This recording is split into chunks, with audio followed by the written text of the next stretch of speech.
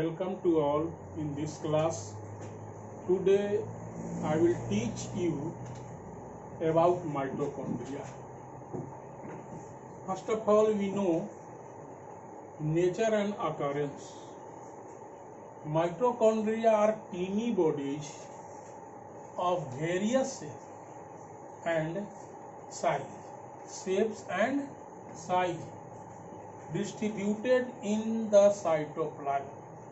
इस सेल के अंदर साइटोप्लाज्म में माइटोकॉन्ड्रिया डिस्ट्रीब्यूट होता है. Each mitochondria is bounded by a double membrane invala. Double membrane invala. Double membrane. ये आउटर मेम्ब्रेन, ये inner membrane. Outer membrane and inner membrane. Double membrane invala. Outer membrane is porous. Outer membrane is porous. The inner membrane is thrown into folds. Inner membrane अनेक fold में फैला होता है. ये सब जो देख रहे हैं फोल्ड इनर मेम्ब्रेन का, ये इनर मेम्ब्रेन का फोल्ड है. इसे क्रिस्टी भी कहा जाता है. These folds are called cristae. Cristae are dotted with a small rounded bodies. A small rounded bodies known as F1 particles or oxysomes.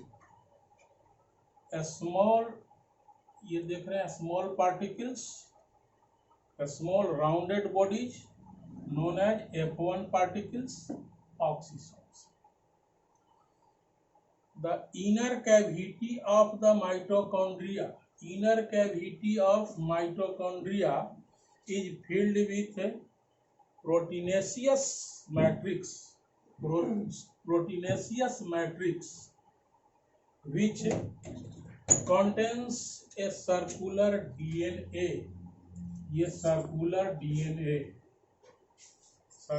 DNA molecules and phosphate granules. Phosphate का granules पाया जाता है इस matrix में. यानी जो liquid है इसके अंदर, माइटोकॉन्ड्रिया के अंदर, उसमें फास्फेट मॉलिक्यूल्स या डीएनए मॉलिक्यूल्स, फास्फेट ग्रेन्यूल्स ये पाए जाते हैं. Mitochondria are absent in bacteria. एक बात दिमाग में रखना है कि बैक्टीरिया सेल में या फिर red blood cell, bacteria and red blood cell of mammals. Mammals का रेड ब्लड सेल और बैक्टीरिया, उसमें माइटोकॉन्ड्रिया नहीं पाया जाता, एब्सेंट होता है. Mitochondria are absent in bacteria and the red blood cell of mammals. A function of mitochondria. We know about function of mitochondria. Mitochondria के function के पहले एक दो चीज और देख लीजिए. माइटोकॉन्ड्रिया के मैट्रिक्स में राइबोसोम्स जहां तहां फैले होते हैं. राइबोसोम्स ये जो देख रहे हैं ब्लैक, ये सब राइबोसोम्स.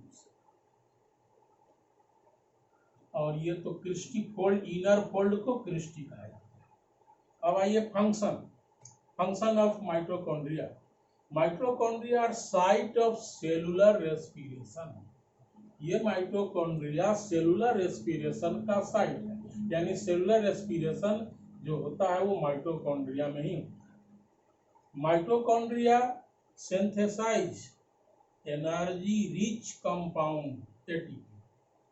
ये mitochondria energy rich compound synthesise करता है. इसके कारण ये एटीपी के रूप में सिंथेसाइज किया, जिसके कारण इसे हम पावर हाउस भी कहते हैं. So they are known as power house of the cell. Mitochondria को पावर हाउस ऑफ सेल कहते हैं, इसलिए एनर्जी दे रहा है. एनर्जी रिच कंपाउंड एटीपी तैयार किया और वो स्टोर होता है, और जब जरूरत पड़ती है तो उस एनर्जी का यूज होता है. इसीलिए माइटोकॉन्ड्रिया को पावर हाउस भी कहा जाता है, इसलिए ये सेलुलर रेस्पिरेशन पूरा करा है।